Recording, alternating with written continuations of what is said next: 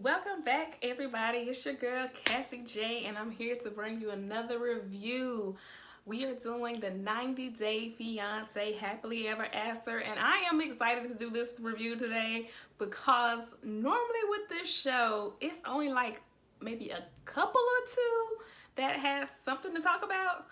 But this episode, it was like something was going on with everybody. So let's just jump into it. Colt and Jess. Listen, Colt is such a mama's boy. Like, you're going to go see your girlfriend. You're going to meet her family for the first time. And you take your mom.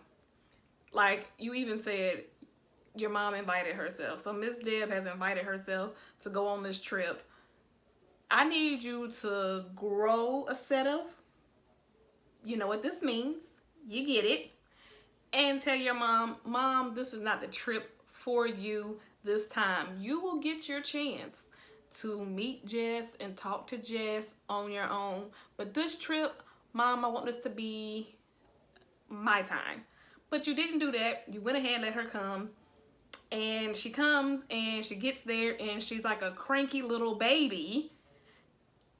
You're a grown woman and you're whining and complaining because of how they're interacting, and you're blaming it on, no, I'm just tired from the long flight.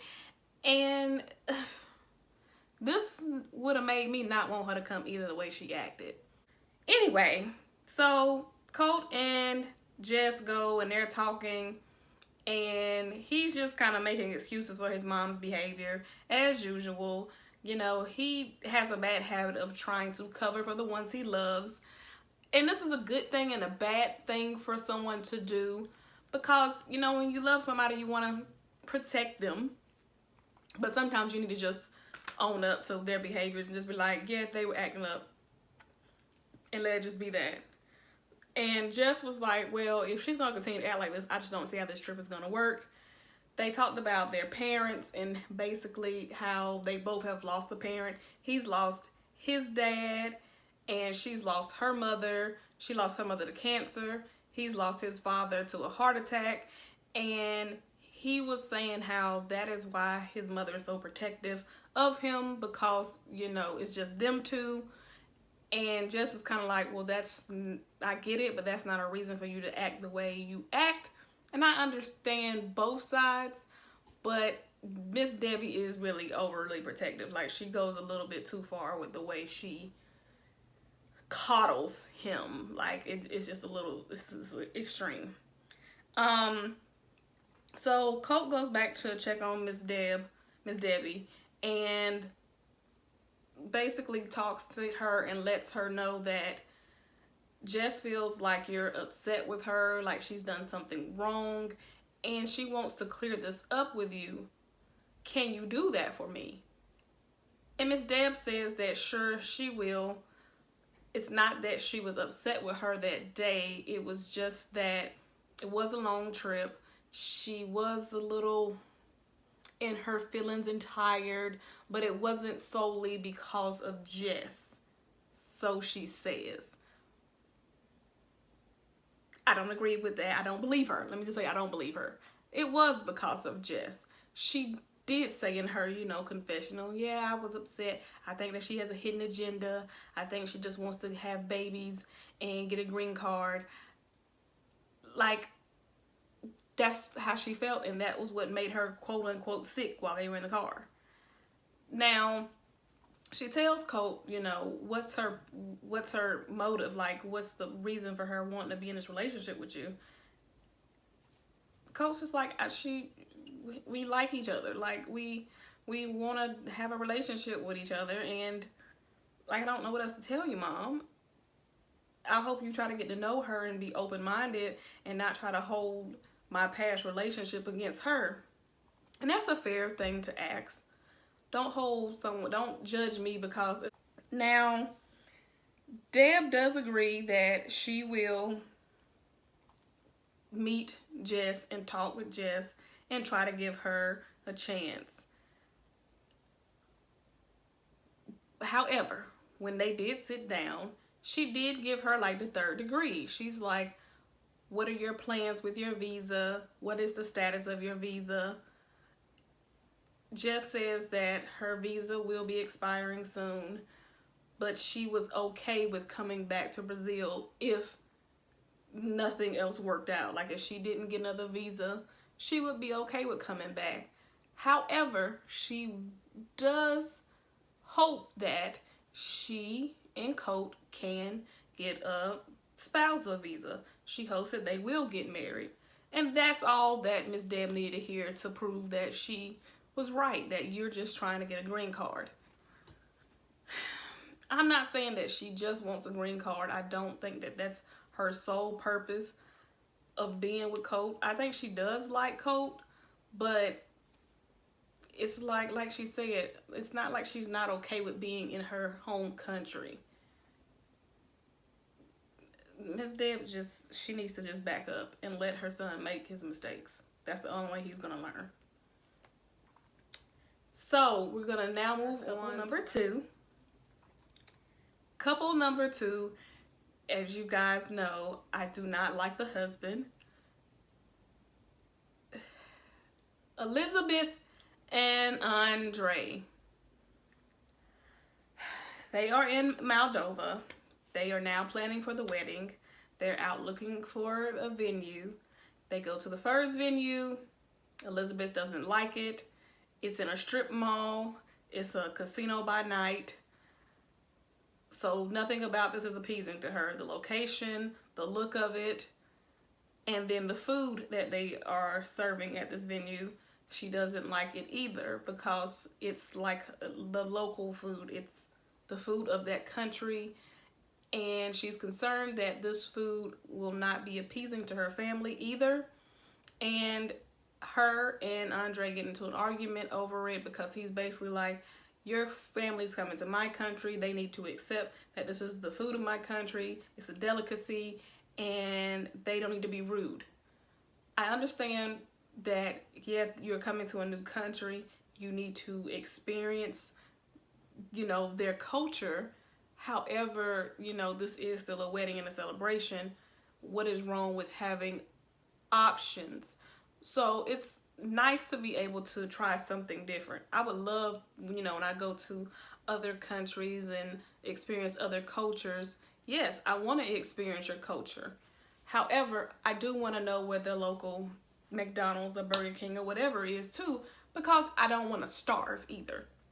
Because if I don't like any of the food, I need to know that there's something there that I am comfortable and familiar with that I can eat.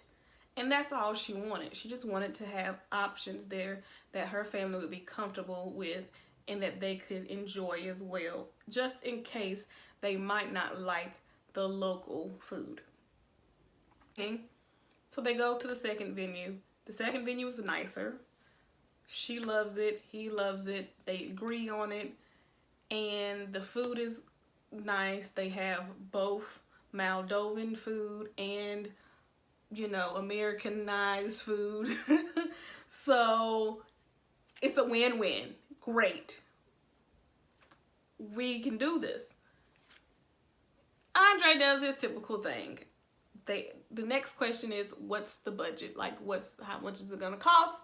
He says, it doesn't matter. We don't have a budget. Your dad's paying for it. If he wants us to do it, he's gonna pay. And Elizabeth was like, yeah, I understand he's paying, but like, it doesn't hurt to ask what the price is. Like, I want to know so I can give him, the list of expenses. Have that spat about him being, she's just like, since he's been back home, it's like all of that testosterone of his has just kicked up a notch. And she's just like, she doesn't know if it's just because he's been home and he feels like he has to prove to his family, like, yeah, I'm the man of this relationship and I'm running things in my house.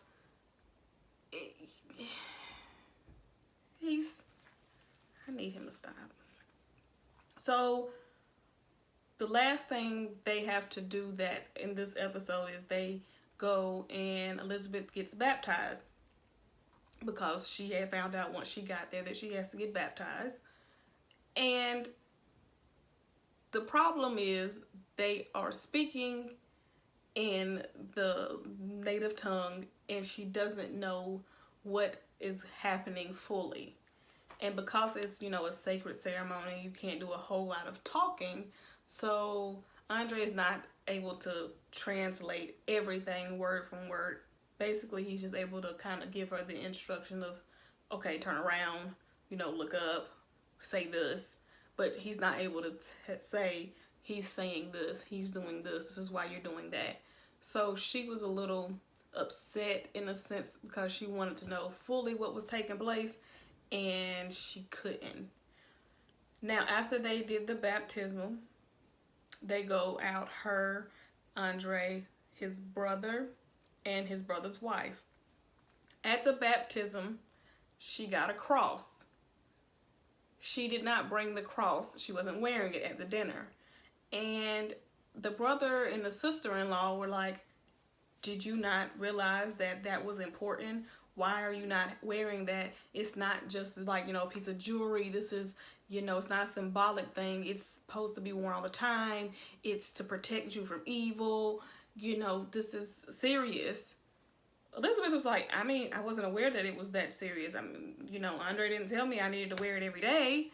I just thought that, it was something you give to me that day and I could wear it occasionally.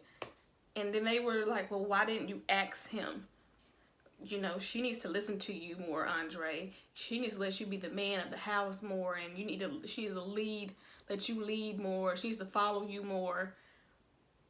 But they're speaking to each other, and he's not translating to her. So she's just looking at them talk, and, he's just getting a kick out of this. He's loving this conversation. He's like, yeah, she doesn't listen to me. Yeah, she thinks she knows what she's doing. Yeah, she thinks she knows all the answers. And he makes the comment that the reason why he stays at home is because she insisted on being independent. And he followed her. He was like, maybe that wasn't the best decision. He said, because we have a saying in my country, the woman is the neck and the man is the head. Wherever the neck turns, the head follows. Something's like that. So they was like, well, maybe, Libby, that wasn't the best decision for me to stay home. So he's just bragging about this and trying to act like everything that's going on in their lives back home in America is all her fault. And he's like, she can't do anything without me. If it wasn't for me, she couldn't do anything. And she's like, I'm trying not to bust his bubble. Like, I'm trying not to call him out. But if he just keeps on doing this, like, I'm going to have to stand up for myself. Like, I'm not going to let him just keep telling his family, like, I'm this horrible wife and I'm not doing anything. I'm not capable of anything. Like, he's just a jerk. And then he continues on once they go back and they get with his parents. Larissa has went to her lawyer to talk about her third court case that she has for domestic violence. We're at the finish line with it. The lawyer says, as long as you stay out of trouble, we should be able to go in here, get this settled, and we will be clear and we should be able to move forward. While she's at the office, she did tell her lawyer that she has gotten back with her ex, Eric. And the lawyer was like, I can't really tell you what to do with your personal life. However, as your lawyer, I do want to advise you that you did have an altercation with him in the past. And right now, with the state of your case, you don't need to get in any more trouble. That's all I can tell you. He was like, as a lawyer, I can't really get into people's personal life. So I would just hope that she would reconsider her relationship with someone who she's had, a run-in with the police, because if you get in trouble again, they're not going to come after him. They're going to come after you because you're the one that's essentially like on a probation period right now. He's not on a probationary period. You are. The system is watching you, not him. Now, it hasn't forgiven him, so she's like, as far as I'm concerned, he's not a good person for you. but now Larissa is ready to move on. Larissa wants someone to take care of her. Larissa does not want to be alone. She even said it. She's like, I don't want to be alone for the rest of my life. And there's nothing wrong with wanting companionship. However, Larissa, like, you need to start making better choices. I mean, you don't came over here to this country with this other man, and we've seen how that played out. And now you're with somebody else that seems like you're going into a similar pattern. Why can't you make... I mean, you too old to be making these kind of decisions. You got children and everything. I just feel like you just need to grow up. It's time for you to grow up. So Eric tells her, you need to tell her, because you can't continue a relationship with me and keep that a secret. I'm just kind of like, why? Like, it's not like you're going to come over to the house, because she don't like you, and it's her house, so you're not going to come over. It's not... Whatever, I'm done. Like, Larissa goes home and tells Carmen. Carmen was like, this is bad. This is bad. And if you want to continue to do this, that's your choice. But I'm telling you, if that's your choice, I need you out by the end of the week. So now you're about to not have a home. And if Eric has not offered up a room for you at this point, you might want to reconsider your relationship. That's all I'm going to say about that. Next couple. Angela and Michael. Angela has gotten back over to Nigeria, and Michael has suggested that he wanted her to talk to some of his friends that have dual citizenship, because he's trying to talk Angela into doing that. He wants her to stay here in, I said here like I'm there. I am not there. He wants her to stay in Nigeria. The thing is, he hadn't told her this. He was just like, oh, we're going out for the day. And then as they're driving in the car, he's like, oh, we're going to go meet my friend.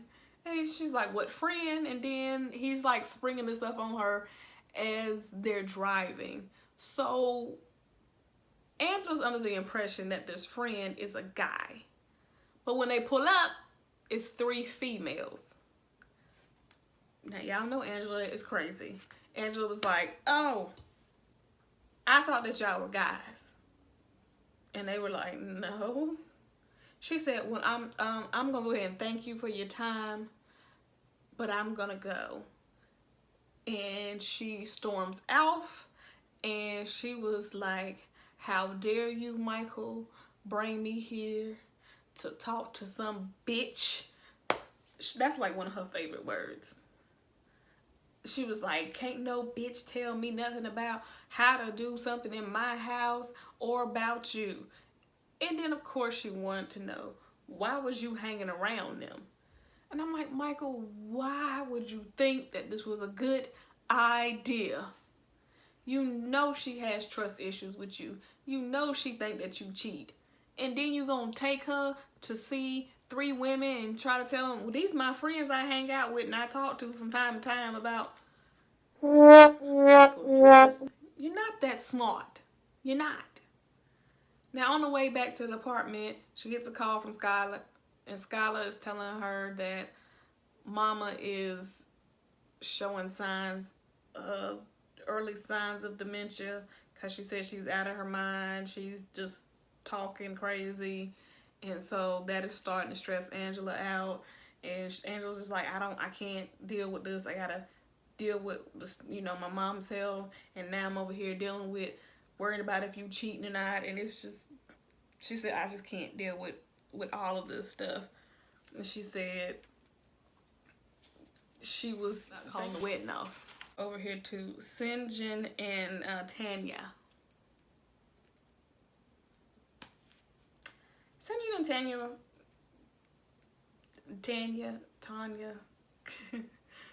Sinjin and Tanya. They probably were the least dramatic today. Sinjin's brother was in the ICU because he had developed a blood clot, and Sinjin was very distraught about it because he was here in America, and he was like, he really wanted to go back home and to be there with him, because he said there had been so many things that had happened back home that he hadn't been able to been there, had not been able to be there for. So he sat down with Tanya and was like, I just want to know how you feel about me going back.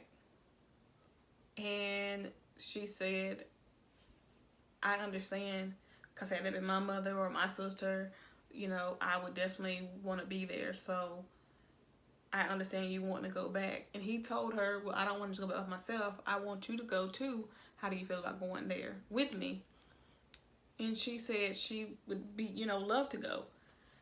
Her concern for him going back is that if he gets back over there and get in a routine or routine, or get back into old habits, that he might, reconsider being here in America, or why he even got married, and might not want to come back. And she doesn't want that, because they have been having issues. They have been fighting. So there is a chance that he might not want to come back. And rightfully so, in my opinion, because she's hasn't been the easiest to deal with, and they've been through some things. Now, the last couple, Kalani and Isuelo. This week, it really wasn't about Kalani and Isuelo. Really, it was about Isuelo and Lo.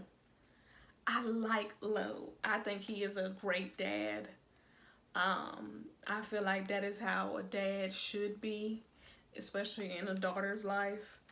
Lo came to Isuelo and said, let's go take the dog for a walk in the park. Isuelo already knew what was up. He might be childish and immature and a little bit slow, but he ain't that slow. He knew then and there that he might not come back home. So when they get to the park, Isuelo was sitting there nervous, naturally, and Lo was real calm, like, so I need to talk to you, about what happened in California. Isuelo was like, yeah, I was talking to your wife, and that's how he was talking. He's trying to get his words together, so now, the language barrier is a problem now. But he basically was telling Lo that he was talking to Kalani's mom about how the women in San Juan versus the women here in America, the difference between them. They work harder there than they work harder here. And he said, he used a bad choice of words. He said that they were lazy. And Lo said, because of the fact that he is from San Juan, he understood what he was saying as far as the culture. It's not that women here are lazy. It's just the difference of cultures. He was like, so he wasn't upset with him for saying that. He was like, but go ahead. He's like, go ahead. And he was just like, and, it just got heated. And sometimes I don't know how to express myself because of the language barrier. And I don't know the right words to say. And Lo was just kind of like, okay. He was saying sometimes I use profanity, and he was explaining himself, but in the same time of him explaining himself, I also felt like he was just making excuses too. Because really, what you should have just said was, yeah, the discussion, we was having a discussion about this, and I said this, and it was inappropriate, and I shouldn't have said it, and I owe everybody an apology, because like Lo said, the problem is, at this point, time has passed by. You have yet to apologize to my wife or my daughter. And that is the real problem. It's not just a problem with what you said and what you did. The problem is that you have yet to apologize for it, and you're very immature. Like, you you have an anger problem. You blow up, you cussing people out, and like that arguing and stuff is not acceptable. He was like, we grew up with that. Like, did you like when your parents argued? And he was like, no. He was like, okay, so why would you do that in front of your kids? Like, he said, I don't want my grandkids to see that. I don't want you arguing and talking to my daughter like that. I don't want you talking to my wife like that. He was like, so you owe them an apology, and I'm going to need you to do better going forward. And he was like, I am going to do better. I do want to do better, and I am going to apologize. Yeah, we're supposed to wait till next week to see this apology. I would like to see how his apology is going to go, but you know what they say, the best apology is change behavior. So I'm looking forward to seeing how the season's going to go with Isuelo and seeing if he is going to change his behavior. I am interested in seeing if Angela and Michael are going to make it down, whatever aisle they're going to make it down. Also, going to see how things are going to go with Elizabeth and Andre when the family comes into town next week. Because that man's attitude is ridiculous. So, Larissa, I don't know where she's going to live. And Colt and Jess and Miss Deb are going to go meet Jess's family next week. And Deb's sole goal and purpose is to try to dig up dirt. Let's see what dirt she's going to get into next week. So until the next video, continue to like, comment, and subscribe, share, and all that great stuff. And you guys have a great, productive week. Until next time. Bye.